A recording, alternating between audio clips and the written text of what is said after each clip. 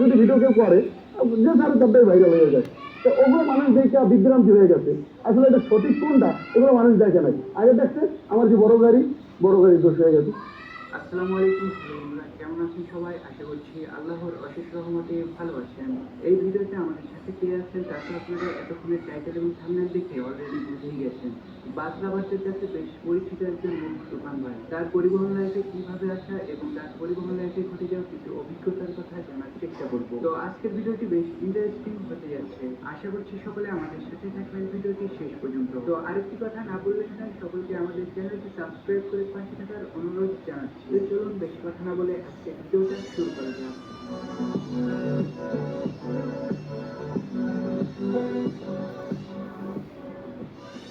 আসসালামু আলাইকুম ভাই, কি অবস্থা, কেমন আছেন?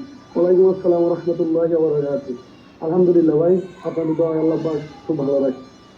বাসার সবাই ভালো আছে? ইনশাল্লাহ ভাই সবাই ভালো আছে, ফ্যামিলির সবাই ভালো। তো ভাই, আপনার পরিচয়টা তো জানতে চাইতেছি। সকলে তো আপনার পরিচয় জানেন, মোটামুটি কম বেশি। তারপর আপনি আপনার নিজের মুখে আপনার পরিচয়টা যদি দিয়ে দিতেন। জি, আমার পরিচয় হলো, আমার নাম মোহাম্মদ তুফান আহমেদ রিয়াজ, আমি পেশা একজন ড্রাইভার। আপনার কাছে শুরুতে একটা প্রশ্ন জানতে চাইতেছি যে আপনার কিভাবে পরিবহন জগতে আসা, সেই গল্পটা যদি বলতেন আমাকে। জি, গল্প ভাইয়া পরিবহন জগতে আমি আসছি, এবং যে গল্পটা অনেক বড়, কিন্তু আমি শর্টকাটে বলি। আমার ছোটকাল থেকেই, ঠিক আছে, ছোটকাল থেকে আমার আপনার এই যে মানে গাড়ির ভিডিও দেখতাম, বা ওই খেলনা গাড়িটা মানে যখন ছোট আমি তখন ছোট গাড়ি নিয়ে ওগুলো অনেক দুষ্টুমি ফাজলামি করতাম। তো ওখান থেকে আমার কিরকম যেন একটা নেশা ছিল গাড়ির প্রতি, এমন একটা নেশা ছিল, মানে অন্যরকম একটা ফিল কাজ করতো ওই গাড়ির প্রতি আমার।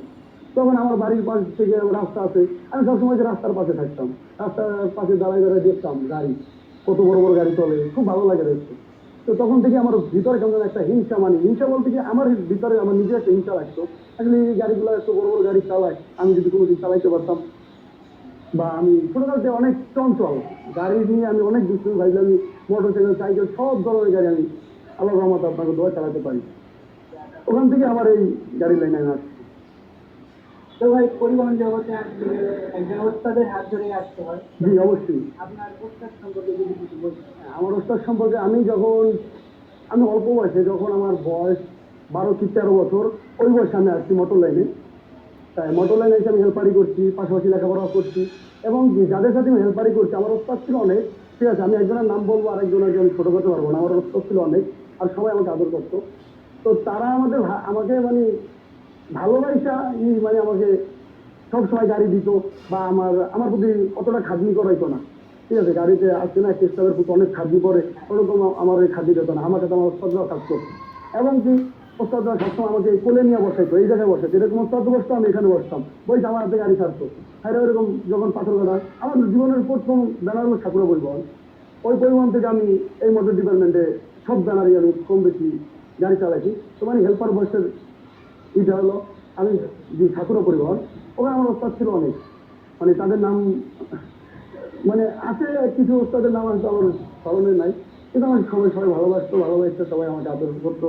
আমার বাবা আমার গাড়ি চালানো শিখাইলো, তা আমি অল্প দিনই গাড়ি চালানো শিখাই গেছিলাম। তো ভাই, আপনার পরিবহন জগতের শুরু থেকে নিয়ে বর্তমান সময় পর্যন্ত মোট কয়টা ব্যানারের গাড়ি চালিয়েছি যদি বলতেন। আমার পরিবহন কয়টা বেলা গাইছিল কি আমার ভাইয়া তো হিসাব নাই, তো আমি যেগুলো মনে আছে আমি ওগুলোই বলি। আমার জীবন প্রথম হলো হানি পরিবহন, আমি ঠাকুরার স্টাফ ছিলাম, ওখান থেকে আমি ওই হেল্প করা বলে আমি লাইসেন্স করছি। তো আমি আর চাইলে আমার ঠাকুর পরিবহন গাড়ি দিতেও, কিন্তু তখন অনেক ছোট ছিলাম, তো তাই আমার ঠাকুর পরিবহন দেয়নি, দিত যদি ইচ্ছা করলে দিত। কিন্তু আমি 2017 শেষে 2017 শেষে হয়তো আমার মাসটা বা ডেটটা মনে নাই, আমি হানিফ পরিবহনে কাগজপত্র দিই। এবং আমার একটা উস্তাদ ছিল পটুয়াখালী বাড়ি, রাজু ভাই, মানে অটো দেলোয়ার বললে অনেকে চিনে, আবার রাজু ভাই বললে অনেকে চিনে।